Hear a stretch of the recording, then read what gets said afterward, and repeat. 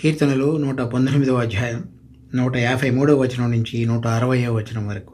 నేను నీ ధర్మశాస్త్రమును మరచువాడను కాను. నా శ్రమను విచారించి నన్ను విడిపింపుము. నా పక్షమున వ్యాజ్యమాడి నన్ను విమోచింపుము. నీవిచ్చిన మాట చొప్పున నన్ను బ్రతికింపుము. భక్తిహీనులు నీ కట్టడలను వెతుకుటలేదు కనుక రక్షణ వారికి దూరముగా ఉన్నది. యెహోవా, నీ కనికరములు మితిలేనివి. నీ న్యాయ విధులను బట్టి నన్ను బ్రతికింపుము. నన్ను తరుమువారును నా విరోధులను అనేకులు. ఆయనను నీ న్యాయ శాసనముల నుండి నేను తొలగక ఉన్నాను. ద్రోహులను చూచి నేను అసహ్యించుకుంటుని. నీవిచ్చిన మాటను వారు లక్ష్యపెట్టరు. యెహోవా, చిత్తగించుము. నీ ఉపదేశములు నాకెంతో ప్రీతికరములు. నీ కృప చొప్పున నన్ను బ్రతికింపుము. నీ వాక్య సారాంశము సత్యము. నీవు నియమించిన న్యాయ విధులన్నీ నిత్యము నిలుచును. కీర్తన 119వ అధ్యాయంలో 153వ వచనం నుంచి 160వ వచనం వరకు ఇది 20వ హెబ్రీ అక్షరమాలలోని 22 వచనాలలో 20వ వచనమైనటువంటి రేష్ అనే దానికి ఆధారంగా చెప్పబడినటువంటి 8 వచనాలు. ఈ 8 వచనాలు కూడా ఇక్కడ తను ఎవరి మధ్యలో ఉన్నాడో వాళ్ళ దానిని గురించి, తను ఏ విధంగా ఉన్నాడో, తర్వాత దేవుడు ఏ విధంగా తన వాక్యానుసారంగా విడుదల కలుగు చేయాలని కోరుతున్నాడో, ఈ అంశాలు ఈ 8 వచనాలలో సుస్పష్టంగా కీర్తనకారుడు చెప్తున్నాడు. మొదటిగా అతడు ఎవరి మధ్యలో ఉన్నాడు అనేటువంటిది చూచినప్పుడు ఈ భక్తిహీనులు నీ కట్టడలను వెతకటలేదు కనుక వారికి రక్షణ దూరముగా ఉన్నది. తర్వాత 157వ వచనంలో చూచినప్పుడు నన్ను తరుమువారు నా విరోధులు అనేకులు.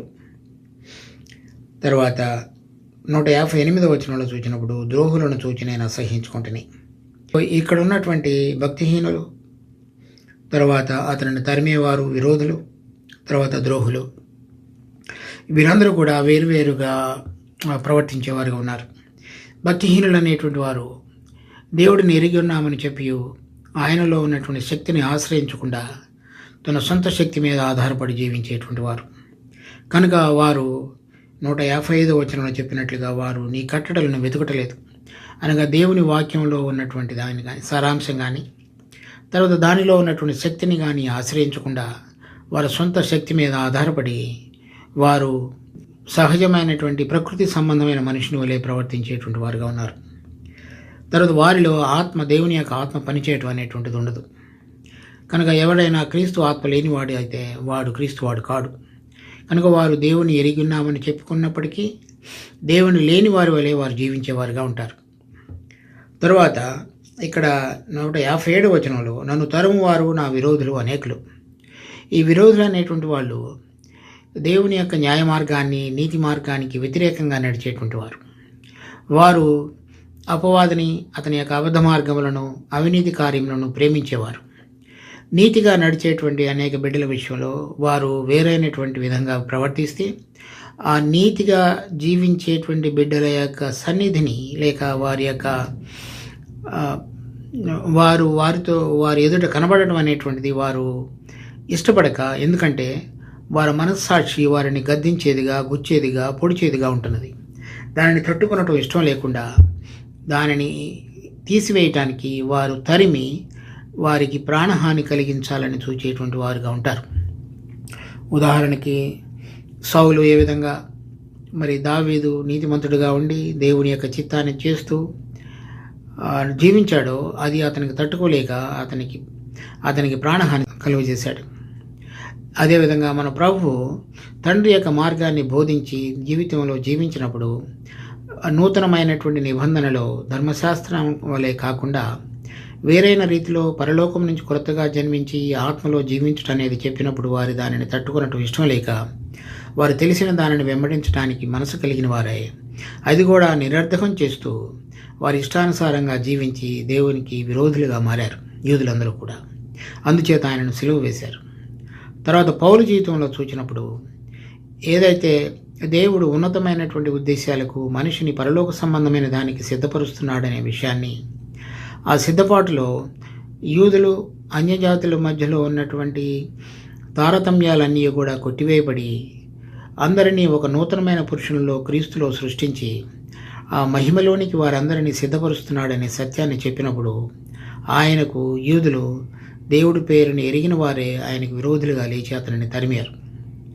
తరువాత మనం చూసినట్లయితే అదేవిధంగా మన అందరి జీవితాలలో కూడా ఈ భక్తిహీనులు అంటే దేవుని ఆత్మ చేత నడిపించబడకుండా ఉన్నటువంటి వాళ్ళు, తరువాత నీతిగా జీవించేటువంటి బిడ్డల విషయంలో కక్ష సాధింపు, అసూయ కలిగి వారికి ఇబ్బంది కలుగజేసేటువంటి వారు, తర్వాత 158వ వచనంలో ద్రోహులను చూచి నేను అసహ్యించుకుంటున్నాను. అంటే వాళ్ళు ఈ దేవుని యొక్క వాక్యము, దేవుడిని ఎరిగి ఉన్నామని చెప్తూ దేవుని యొక్క రాజ్యము దాని యొక్క విస్తరణకు ఆయన మహిమార్థకరమై పనిచేయకుండా ఈ అబద్ధములకు జనకుడైనటువంటి అతని యొక్క రాజ్య విస్తరణ కొరకు పనిచేసేటువంటి వారిని మనం ద్రోహులని పిలవవచ్చు. అటువంటి వారుని నేను అసహ్యించుకుంటున్నానని చెప్తున్నాడు. ఇటువంటి ఈ తరగతుల్లో రకరకాలైనటువంటి వారు మన విశ్వాస జీవితంలో తారసపడుతుంటారు. కానీ అతడు ఎవరైతే కీర్తనకారుడు వీటన్నిటి మధ్యలో వారందరూ కూడా తారసపడినప్పుడు కూడా అతడు 155వ వచనం చూచినప్పుడు భక్తిహీనులు నీ కట్టడలను వెతుకుటలేదు కనుక వారికి రక్షణ దూరంగా ఉన్నది. అది అతనికి తెలుసు. ఎవరైతే దేవుని యొక్క ఆత్మ లేకుండా ఆత్మ యొక్క ప్రభావం చేత పరలోక సంబంధమైన సంగతులను చూడకుండా ఈ లోక సంబంధంగా జీవించేటువంటి వాళ్ళుగా ప్రకృతి సంబంధమైన మనుషులుగా ఉంటారో వాళ్ళకి దేవుడు అనుగ్రహించబోయేటువంటి ఆ పరలోక సంబంధమైనటువంటి మహిమ నిరీక్షణలో పాలు ఉండదు. తర్వాత 157వ వచనంలో నన్ను తరుము వారు నా విరోధులు అనేకులు ఆయనను నీ న్యాయశాసనముల నుండి నేను తొలగుకున్నాను. మన దావీదు విషయంలో కానీ, ప్రభువు విషయంలో కానీ, పౌలు విషయంలో కానీ, పేతురు విషయంలో కానీ వారందరూ కూడా వారి ప్రాణాలను తీయటానికి చూచినప్పుడు దేవుడు వారికి ఇచ్చినటువంటి వెలుగు, అప్పగించిన పని, తర్వాత వాళ్ళ జీవితాలలో దేవుని పక్షంగా కలిగిన ప్రేమ అనేక మందికి లాభకరంగా ఆశీర్వాదకారణంగా అనేక మంది జీవితాలకు ఆశీర్వాదకారణంగా ఉండటానికి వారి జీవితాలను సమిధలుగా ఉంచినటువంటి వారి జీవితాలు దేవుని యొక్క మార్గమును అనుసరించి తొలగిపోకుండా వారు ఆ ఫలితంగా స్థిరంగా నడిచారు. తరువాత 158వ వచనంలో చెప్పినప్పుడు ద్రోహులను చూచి నేను అసహ్యించుకుంటే నీవు ఇచ్చిన మాటను వారు లక్ష్యపెట్టరు. ఆ విధంగా కాకుండా అతను దేవుని యొక్క వాక్యాన్ని లక్ష్యపెట్టిన వాడుగా జీవించి చివరి వరకు దానిని ముగించిన వాడుగా కనబడుతున్నాడు. కనుక ఈ విషయాలన్నిటిలో మనం రకరకాలైనటువంటి మనుషులను మనం చూసినప్పుడు మనము మన జీవితంలో ఏ విధంగా నడుచుకోవాలనేటువంటిది ఈ కీర్తనలో మనకి అర్థమవుతున్నది. తర్వాత అతడు ఈ పరిస్థితులన్నిటిలో అంటే భక్తిహీనులు, ద్రోహులు, విరోధులు వారందరి మధ్యలో తను జీవిస్తున్నప్పుడు తన ప్రాణహాని వారు తరుముతున్నప్పటికీ కూడా 153వ వచనంలో చెప్తున్నాడు, నా శ్రమను విచారించి నన్ను విడిపింపు. కనుక నేను వెళుతున్న పరిస్థితిలో నా శ్రమను విచారించు అంటే నువ్వు దాన్ని చక్కగా చూసి నాలో ఒకవేళ పరిశుద్ధీకరణ కార్యానికి ఆ శ్రమ పనికి రాగలిగినదైతే దానిని కొనసాగనివ్వు, లేక అది అపవాది యొక్క కుతంత్రాల చేత కనుక నా మీదకు ఒక ప్రమాదం పొంచి ఉండటానికి వారు కనుక తీసుకొస్తున్నట్లయితే అది నాకు విడుదల కలుగుతాయి.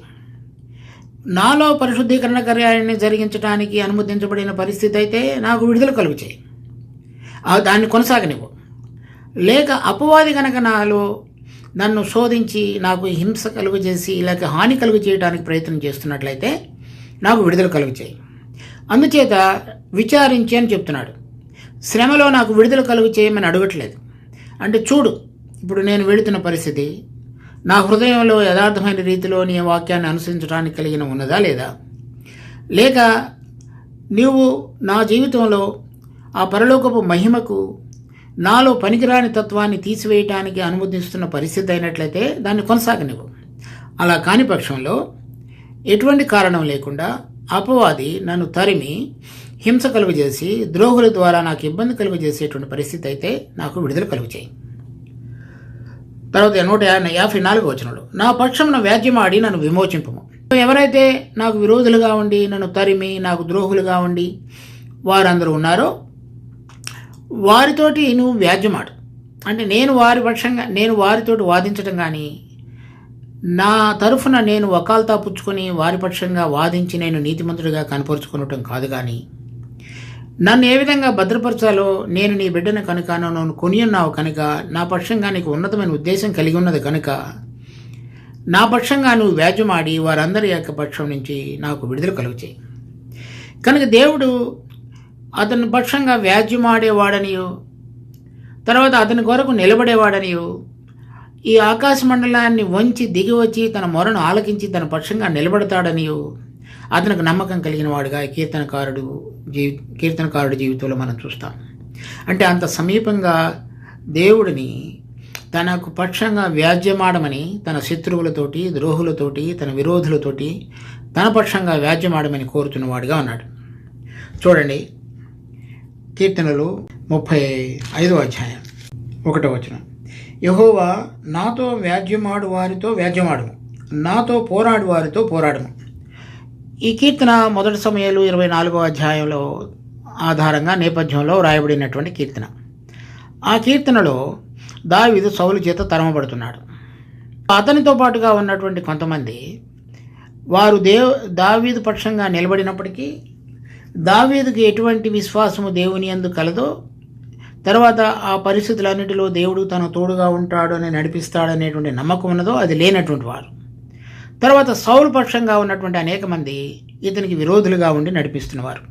వీరిద్దరి మధ్యలో అంటే తనతో పాటు ఉన్నవారు విశ్వాసం లేకుండా ఉన్నటువంటి భక్తిహీనులు, తర్వాత తనకు వ్యతిరేకంగా ఆమెన గుంపులో ఉండి సౌలు పక్షంగా ఉండి సౌలు ఆజ్ఞలకు లోబడి తన ప్రాణాన్ని చూస్తున్నవారు, వీరందరితో కూడా నాతో వ్యాజ్యమాడు వారితో నువ్వు వ్యాజ్యమాడు అంటే తన గుంపులో ఉన్న వారితోటే వ్యాజ్యమాడు, నాతో పోరాడు వారితో అంటే సౌలు అతనితో పాటుకున్న వారితో కూడా పోరాడు.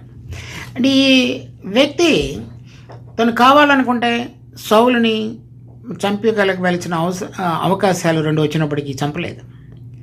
తర్వాత తనతో పాటు ఉన్నవారు అందరూ కూడా దేవుడిని ఎరగకపోయినప్పటికీ తను సహించి వారి జీవితాలలో ఆ దేవుని వెలుగు రావాలని కోరుకున్నాడే కానీ వారి పక్షంగా వారిని ఒప్పించి వారిని ఏ విధంగా అయినా బలవంతంగా తన వైపు మరల్చుకోవాలని కూడా ప్రయత్నం చేయలేదు. ఆ కార్యాన్ని కూడా దావీదు దేవుడికి అప్పచెప్పాడు.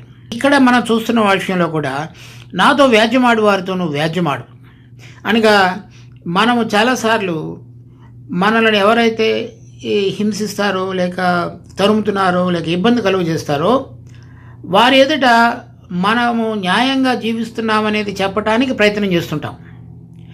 ఇక్కడ కీర్తనకారుడు అక్కడ కీర్తనను 35వ అధ్యాయంలో కానీ తర్వాత మనం చూస్తున్న ఇక్కడ కానీ నాతో వ్యాజ్యమాడు వారితో నువ్వు వ్యాజ్యమాడు అని చెప్తున్నాడు. అంటే తన పరిస్థితిని అంతటిని చక్కబరిచే విషయంలో కానీ ఇతరుల హృదయాలలో ఇతడి పక్షంగా ఎటువంటి మనసు కలిగి ఉండాలో దాని విషయంలో కానీ అన్నిటినీ కూడా దేవుడికి అప్పచెప్పిన వాడుగా చూస్తున్నాడు. కనుక ఒక విశ్వాసి తన వ్యక్తిగత జీవితంలో దేవుడు ఎంత సమీపంగా అతనికి ఉన్నాడో, ఏ విధంగా ఉండగలడో, ఏ విధంగా ఆధారపడాలో, ఆధారపడినప్పుడు ఏ విధంగా వాళ్ళ జీవితంలో దావీదును రాజుగా చేసి ఉన్నాడు, ప్రభువును మహింపరుచున్నాడు. తర్వాత పౌలు, పేతురు వీళ్ళందరి జీవితాల ద్వారా మనకెంత ఆశీర్వాదకారణంగా ఈ పుస్తకం దేవుని యొక్క వాక్యం రాయబడినదో అలా మనం కూడా జీవించాలని తండ్రి అయిన దేవుడు కోరుతున్నాడు. తర్వాత మనం చూసినట్లయితే 154వ వచనంలో నీవిచ్చిన మాట చొప్పున నన్ను బ్రతికింపము. ఈ బ్రతికింపం అనేటువంటిది మనం ఈ కీర్తన 119వ అధ్యాయంలో చాలాసార్లు గమనించాం. ఈ బ్రతికించడం అనేటువంటిది శరీర సంబంధమైన ప్రాణ సంబంధమైనటువంటి జీవాన్ని గురించి దావీదు కోరట్లేదు. అంటే ఆత్మలో వెలిగించబడి ఆత్మలో జీవించి ఆత్మ సంబంధంగా దేవుడి యొక్క విషయాలను చూడగలిగి వినగలిగి గ్రహించగలిగి దానిలో గనక మనం నిలబడి ఉన్నట్లయితే ఇప్పుడు భక్తిహీనులు కానీ విరోధులు కానీ ద్రోహులు కానీ మనకు కలగజేసేటువంటి అపాయము, ఇబ్బంది, ఇరుకు వీటన్నిటిలో కూడా ఆ జీవము వీటన్నిటికీ మించినదిగాను జయించగలిగినట్టు శక్తి కలిగినదిగా ఉంటుంది. దాని యొక్క అనుభవంలోనికి రావడానికి నేను ఒకవేళ తప్పిపోకుండా నా శరీరము లేక వారు కలుగు చేసేటువంటి ఇబ్బంది లేక ఇప్పుడున్నటువంటి పరిస్థితి వాటికి ఆధారంగా నేను కృంగిపోతానేమో, అలా కాకుండా ఆ జీవం నాలో పనిచేసినట్లయితే వీటన్నిటికీ అతీతంగా నేను జీవించగలిగినటువంటి శక్తి సామర్థ్యము ఆ జీవంలో ఉన్నది కనుక, నీ జీవంలో ఉన్నది కనుక దానిలో నేను నిలిచి ఉండేటట్లుగా నన్ను బ్రతికించు. తర్వాత చూసినట్లయితే 156వ వచనం యెహోవా నీ కనికరములు మితిలేనివి. అవి నీ కనికరములు అనగా నా జీవితంలో ఏదైతే చేయవలసి ఉన్నదో, నీకు ఇష్టకరంగా జీవించవలసి ఉన్నదో, ఆ విషయాలలో నేను ఎక్కడెక్కడైతే తప్పిపోయానో, ఆ తప్పిపోయినప్పుడు తిరిగి మరలా నేను పునరుద్ధరించబడి నీతో నీ వాక్యం యొక్క వెలుగులో కలిసి నడవగలగటానికి, నాలో ఆ పడిపోయినటువంటి ఆ దెబ్బ తగిలినటువంటిది, ఆ స్థిరంగా నీతో నడవకుండా వెనకబడిపోయినటువంటి ఆ వెనకబాటుతనాన్ని అంతటిని కూడా తిరిగి నా గాయములకు కట్లు కట్టి నన్ను స్థిరపరిచి నాకు బలాన్ని అనుగ్రహించి నేను నీతో నడవగలగటానికి కావలసినటువంటి విధంగా నా మీద కనికరం చూపించు. చాలామంది విశ్వాసులలో కానీ, తర్వాత మనం దావీదు, పౌలు వాళ్ళ జీవితాలలో కానీ గమనిస్తాం. వాళ్ళు చేయవలసిన విషయాలలో కొన్ని చేయకూడని విషయాలు చేయడం ద్వారా జరిగినవి. ఉదాహరణకి ఉరియాని చంపించడం కానీ, బెత్షెబ దగ్గరికి వెళ్ళటం కానీ. తర్వాత వాటన్నిటిలో దావీదుకి అతని కుటుంబం వారి ద్వారానే అతనికి శిక్ష విధించాడు. వాటన్నిటిలో అది ఆ శిక్షను తప్పించమని అడగలేదు, అది సహించాడు. ఎందుకనంటే అతడు చేసినటువంటి తప్పుకు దేవుని యొక్క కనికరం ద్వారా రుచి చూచి తిరిగి దానికి సంబంధించినటువంటి పరిశుద్ధీకరణలోనికి రావటానికి. అదేవిధంగా యోవాబు చెప్పినప్పటికీ ఇశ్రాయేలు యొక్క సంఖ్యను లెక్కబెట్టాడు. దాని ద్వారా ఎంతో ప్రమాదం ముంచుకొచ్చింది. అప్పుడు మరలా కనికరం కలిగినటువంటి యెహోవా చేతిలో పడటం మంచిది కదా అని చెప్పి అన్నాడు. చేసినటువంటి తప్పులను బట్టి ఈ కనికరం యొక్క రుచిని చూడగలిగినాడు. అవి నీ కనికరములు మితిలేనివి. అంటే 103వ అధ్యాయం కీర్తనలో మనం 13-14 వచనాలలో, తండ్రి తన కుమారుల ఎడల జాలిపడినట్లుగా నీవు నీ బిడ్డల ఎడల జాలిపడేవాడుకున్నావు. కనుక మనందరం తండ్రులమైన వారందరూ కూడా పిల్లలు తప్పు చేసినప్పుడు వారిని మరలా క్షమించి ఆ తప్పు చేయకూడదని చెప్పి పొరపాటులో జరిగినటువంటి నష్టాన్ని భర్తీ చేయడానికి తండ్రిగా ఏం చేయాలో అది చేసి వారిని తిరిగి పునరుద్ధరించి చక్కగా వారు నడవగలిగేటట్లుగా చేస్తాడు తండ్రి. ఆ విధంగా అది ఒకసారి చేయడు. వాళ్ళు చివరికి సరైన విధంగా చక్కగా నడవగలిగి పరిగెత్తగలిగి వాళ్ళ జీవితాలలో స్థిరపడి వాళ్ళు ఏదైతే కోరినటువంటి స్థాయికి రావాలని తండ్రి ఆశిస్తాడో అంతవరకు చేస్తూ ఉంటాడు. ఆ విధంగా నా జీవిత యాత్ర అంతరంతటిలో కూడా నేను చేసిన తప్పులు, పొరపాట్లు, చేయకూడని కార్యాల వల్ల జరిగినటువంటి గాయాలు, దెబ్బలు, వాటన్నిటిలో నువ్వు చూపించినటువంటి కనికరము నన్ను స్థిరపరచడానికి, మరలా నీ వైపు తిప్పుకొని నీ ద్వారా నడిపించబడటానికి చూపించిన కనికరము మితిలేనిది. అంటే అది ప్రతిరోజు కూడా నీ యొక్క నూతనమైన వాత్సల్యం నా పక్షంగా కనపరుస్తూ వచ్చావు. తర్వాత చూసినట్లయితే 159వ వచనంలో, నీ కృపచొప్పున నన్ను బ్రతికింపము. ఎప్పుడైనా సరే ఈ బ్రతికించడం అనేటువంటిది ఆత్మ సంబంధమైన పునరుద్ధాన నిత్యజీవం మనలో పనిచేయడానికి. అది దేవుని యొక్క కృప ద్వారా మనిషి యొక్క అంతరంగంలో ఉంచబడిన జీవాత్మ పరిశుద్ధాత్మ ద్వారా వెలిగించబడి పరిశుద్ధాత్మ యొక్క ప్రభావం ద్వారా జీవించడం అనేటువంటిది నేర్చుకోవటం. ఇది దేవుని యొక్క కృప ద్వారా మనిషిలో జరగవలసిందే, కానీ ఎవరిని ఏమీ చేయలేరు. అది గుర్తెరిగిన వాడే అది దేవుని యొక్క కృపను కోరుకుని పరిశుద్ధాత్మ దేవుడు ఇతరుని వెలిగించడం మాత్రమే కాకుండా అది స్థిరంగా ఆ జీవంలో ప్రభు యొక్క తలంపులు నెరవేర్చడానికి పనికి రాగలిగిన విధంగా జీవించడానికి ఏదైతే కృప అవసరమైనదో ప్రతిరోజు ఆ కృపను ఆయన ఎడల విస్తరింప చేయమని కోరుతున్నాడు. కనుక మన జీవితంలో ప్రాణ సంబంధమైనది, శరీర సంబంధమైనటువంటి జీవాన్ని మనం భద్రపరచుకోవడానికి మనిషి చేసే ప్రయత్నం అతి ఎక్కువగా ఉన్నది. ఆత్మ సంబంధమైన విషయాలలో దేవుని సంబంధమైనటువంటి జీవం మనలో సమృద్ధిగా పనిచేయుటకు, నేను మీకు జీవము కలిగి ఉండటకు, సమృద్ధి అయిన జీవం ఇచ్చుటకు నేను వచ్చితిని. ఆ సమృద్ధి అయిన జీవం అంటే దేవుని యొక్క జీవం మనలో నిరాటంకంగా పనిచేయట, లేక ఇక్కడ వారమైనప్పటికీ అక్కడి వారి వలె ఆలోచించి చూడగలిగి జీవించడానికి ఏదైతే కృప అవసరమో ఉన్నదో అది. నీ కృప చేత నన్ను బ్రతికించి ప్రతిరోజు ఆ విధంగా జీవించగలగటానికి కావలసినటువంటి కనికరాన్ని నాకు అనుగ్రహించు. 160వ వచనం, నీ వాక్య సారాంశము సత్యము. ఇంతవరకు ఏదైతే నీ వాక్యంలో ఉన్నటువంటి అంశాలన్నీ నేను గతంలో చక్కగా చూశానో, ఈ 119వ అధ్యాయంలో నేను రాయగలిగేటట్లుగా చేశావో అని కీర్తనకారుడు చెప్తూ, అవన్నీ కూడా సత్యం, దానిలో ఏది కూడా తప్పిపోయేటువంటిది కాదు. నీవు నియమించినటువంటి న్యాయ విధులన్నీ నిత్యము నిలుచును. అవి సత్యమే కాకుండా అవి ఎప్పుడు కూడా నిలిచేవిగా ఉంటాయి. చూడండి, 2 సమూయేలు 7వ అధ్యాయం 28వ వచనం. యెహోవా నా ప్రభువా, మేలు దయచేయుదునని నీవు నీ దాసుడువైన నాకు సెలవిచ్చుచున్నావే. నీవు దేవుడివే కనుక నీ మాట సత్యము. ఇక్కడ దేవుడు దావీదుకు ప్రత్యక్షమై ఈ మందిరాన్ని అతడు కట్టకూడదని, అతని కడుపును పుట్టినటువంటి సొలొమోను కడతాడని, తర్వాత అతని సంతానం ద్వారా అతని యొక్క రాజ్యం స్థిరంగా నిత్యంలో నిలబడుతుందనియో, అనగా మనందరికీ రక్షకుడుగైన మన ప్రభు అయిన యేసుక్రీస్తు అతని సంతానంలో జన్మిస్తాడనియో, అతని యొక్క రాజ్యం స్థిరంగా ఉంటుందనియో, అది నిత్యము నిలిచేదిగా ఉంటుందనియో అతనికి వాగ్దానం చేశాడు. అంతకు మునుపు పాత నిబంధనలో అబ్రహాంకు ఇచ్చిన వాగ్దానాన్ని మరలా దావీదు యొక్క జాబితాలో దాన్ని పునరుద్ఘాటించాడు.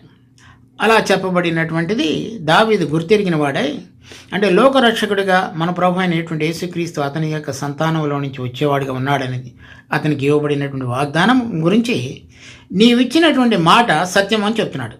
ఇది ఆ కీర్తనకారుడు యొక్క రుచికరమైనటువంటి అనుభవాన్ని ఇక్కడ చెప్తున్నాడు. నీ వాక్య సారాంశం సత్యము, అనగా నీ వాక్యంలో ఏదైతే లోకరక్షకుడు, దేవుని కుమారుడు, మనిషి కుమారుడిగా వచ్చి మా అందరికీ విడుదల కలుగు చేయబోతూ ఉన్నాడు అనేటువంటిది వాక్యంలో సెలవిచ్చున్నావో అది సత్యం. నీవు నియమించిన న్యాయ విధులన్నీ నిత్యము నిల్చును. అంటే ఆదికాండంలో 1వ అధ్యాయం నుంచి చివరి వరకు చెప్పబడినటువంటి నీ న్యాయ విధులన్నీ కూడా, నీ వాక్యం అంతయు కూడా నిత్యము నిలుస్తుంది. అదే మరి ప్రభువు కూడా మత్తయి సువార్త 5వ అధ్యాయం 18వ వచనంలో భూమి ఆకాశం గతించవచ్చు కానీ ఒక్క పుల్లైనను ధర్మశాస్త్రం నుంచి తొలగిపోదు అని చెప్పాడు. తర్వాత అదే లూకా సువార్త 16వ అధ్యాయం 17వ వచనంలో కూడా చెప్పబడింది. సో ఈ వచనాల్లో అది మొట్టమొదట్లో ఏదైతే దేవుడు వాక్యంలో మనకి రక్షకుడిగా రాబోతున్నాడనేటువంటి విషయాలను, తర్వాత ఆయన వచ్చినప్పుడు భూమి మీద తన రాజ్యాన్ని స్థాపిస్తాడనియో, తర్వాత ఆ రాజ్యంలో పాలు పొందడానికి కొంతమందిని దేవుడు తన ఏర్పాటులో తన కృప చొప్పున వారందరినీ సిద్ధపరుస్తున్నాడని వాక్యంలో చెప్పబడి ఉండగా, అది ఈ కీర్తనకారుడు వాక్యం రచించినప్పుడుకి ప్రభువు ఇంకా రాలేదు. ఇప్పుడు ఆయన వచ్చి మొదటిసారి ఆయన చనిపోయి తిరిగి లేచి ఉన్నాడు, కానీ ఆయన రాజ్యం భూమి మీద ఇంకనూ స్థిరపరచబడలేదు. అయితే ఇదంతా కూడా నిత్యము స్థిరంగా ఉంటున్నది. అంటే ఆదికాండం 3వ అధ్యాయంలో దేవుడు మొట్టమొదటిసారిగా ఆదాము హవ్వలకి వాగ్దానం చేసిన రీతిలో స్త్రీ సంతానం, తర్వాత 12వ అధ్యాయంలో అబ్రహాముకి, తర్వాత 2వ సమూయేలు గ్రంథంలో 7వ అధ్యాయంలో, తర్వాత ద్వితీయోపదేశకాండం 18వ అధ్యాయంలో మరి ఇశ్రాయేలు జనములలో నుంచి, మీ సహోదరులో నుంచి నా వంటి ప్రవక్తను దేవుడు లేపును. ఈ వచనాలన్నీ కూడా నిత్యము నిలిచేవిగా ఉన్నాయి. అవన్నీ కూడా మన అందరికీ కూడా రక్షణకు, మరి మొదటి నుంచి కూడా దేవుడు ఎవరిని ఎరిగినాడో వారిని పిలిచి నీతిమంతులుగా తీర్చి వారిని మహిమపరచడానికి దేవుడు ఏ కార్యాన్ని అయితే చేయబోతున్నాడో దాని విషయంలో మనందరం కూడా అది స్థిరంగా ఉన్నప్పుడు మాత్రమే మనందరము దీని యొక్క నిజమైనటువంటి అనుభవంలోనికి రాగలుగుతాం. అది ముందుగా గుర్తెరిగినటువంటి ప్రవక్త కీర్తనకారుడు, నీ వాక్యము నీ విధులు అన్నీ కూడా నిత్యము నిలిచేవిగా ఉంటాయి. అవి ఎప్పటికీ నువ్వు నియమించావు, అవి ఎప్పటికీ తొలగిపోవు, అవి నిత్యము నిలిచేవిగా ఉన్నాయి. అలా చెబుతూ ఈ లూకా సువార్త 16వ అధ్యాయంలో కూడా కొన్ని విషయాలు ప్రభువు చెప్పాడు. అది చూద్దాం, చూడండి. లూకా సువార్త 16వ అధ్యాయం 14వ వచనం నుంచి. ధనాపేక్ష గల పరిసయ్యులు ఈ మాటలన్నీ విని ఆయనను అపహసించుచుండగా ఆయన, మీరు మనుషుల ఎదుట నీతిమంతులని అనిపించుకున్న వారు కానీ దేవుడు మీ హృదయములను ఎరుగును.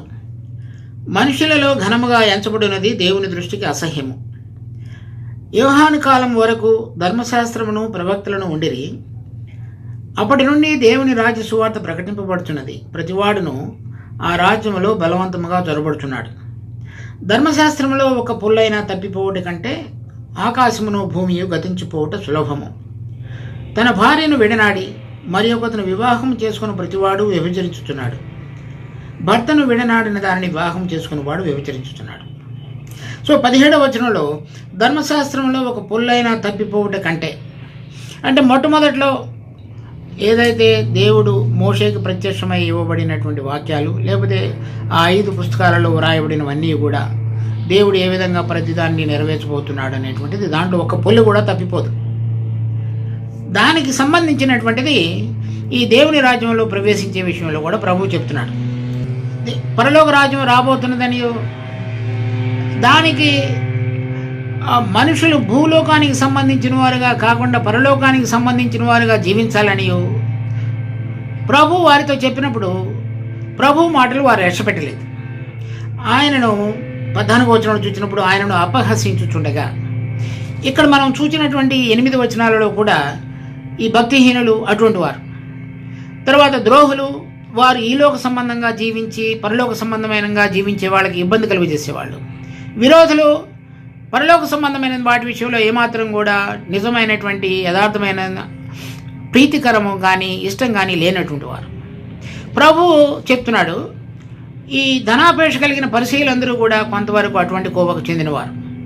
ప్రభు ఏం చెప్తున్నాడంటే, ఈ పరలోక రాజ్యంలో బలవంతంగా జొరబడుతున్నారు కొంతమంది. అంటే ఇక్కడున్న విషయాలను, శరీర సంబంధమైన విషయాలను, వాటన్నిటినీ కాకుండా అంతరంగంలో ఆత్మచేత వెలిగించబడిన వారే పరలోక సంబంధమైన విషయాలలో రుచి కలిగి, వారు ఈ లోక విషయమై చనిపోయి దేవుని కృపచేత ఆ ఆత్మలో జీవించి బ్రతకాలని కోరుకుని ప్రతిరోజు ఆయన కనికరం మీద, ఆయన ఇచ్చేటువంటి నూతన సంబంధమైనటువంటి పరలోక జీవం మీద ఆధారపడి బ్రతుకుతూ ఆ వాక్యము ఎల్లప్పుడూ నిలిచేదిగా ఉండునదని, ఆ వాక్యంలో రాయబడినటువంటి ప్రభు యొక్క రాజ్యం కొరకు ఎదురు చూస్తూ దాని కొరకు జీవించేటువంటి బిడ్డలు వారు అటువంటి అనుభవంతో ఉన్నప్పుడు ఈ వాక్యం ఎల్లప్పుడూ నిలిచి ఉంటుందని చెప్పగలుగుతారు. ఎప్పుడైతే మనం ఈ లోకం కొరకే జీవించుతామో, పరలోక సంబంధమైన విషయాలలో ఆసక్తి ఉండదో, అప్పుడు ఈ వాక్యం సదాకాలం నిలుస్తుందనేటువంటి మాట చెప్పలేడు. కనుక దేవుడు మనకు ఆ వెలుగు అనుగ్రహించిన కొలది, మన అంతరంగంలో అంతరింద్రియాలు పనిచేస్తున్న కొలది, ఆయనను ప్రేమించి ఆయనకి ఇష్టకరంగా జీవించుట అనేటువంటిది అభ్యాసం చేస్తున్న కొలది, అక్కడ ఉన్నటువంటి మహిమ కలిగిన సంగతులన్నీ కూడా ఆత్మ ద్వారా మనకు తెలియపరుస్తుండగా, ఈ వాక్యం స్థిరమైనదనియు, దానిలో చెప్పబడినవి సత్యములనియు, అవి నిత్యము నిలిచేవని గుర్తెరిగి, దాని ప్రకారంగా ఈ కీర్తనకారుడు ఏ విధంగా దేవుడిని ప్రేమించి తన హృదయాన్ని హత్తుకొని జీవించాడో ఆ విధంగా మనం జీవించగలగడానికి మనందరికీ కూడా దేవుడు తన కృపను చూపించునుగాక. ప్రార్థించుకుందాం. మా జీవం కలిగిన తండ్రి, మీ కృపలో మాకు ఇచ్చినటువంటి ఈ వాక్య భాగాన్ని బట్టి ఎంతో వందనాలు. దీన్ని మా కొరకే ఆశీర్వదించి మీరు కోరిన విధంగా మేము ఆ విధంగా జీవించగలుగుటకు, ఆ వాక్యము నిత్యము నిలిచేది కనుక ఆ పరలోక సంబంధమైన రాజ్యం కొరకు బలవంతంగా దొరబడగలిగేటువంటి నిరీక్షణలో మా జీవితాలను కట్టుకునడానికి సహాయం చేయండి. మా రక్షకుడు ప్రభు అయిన యేసు నామమున అడిగి పెట్టుకుంటున్నాం తండ్రి. ఆమేన్.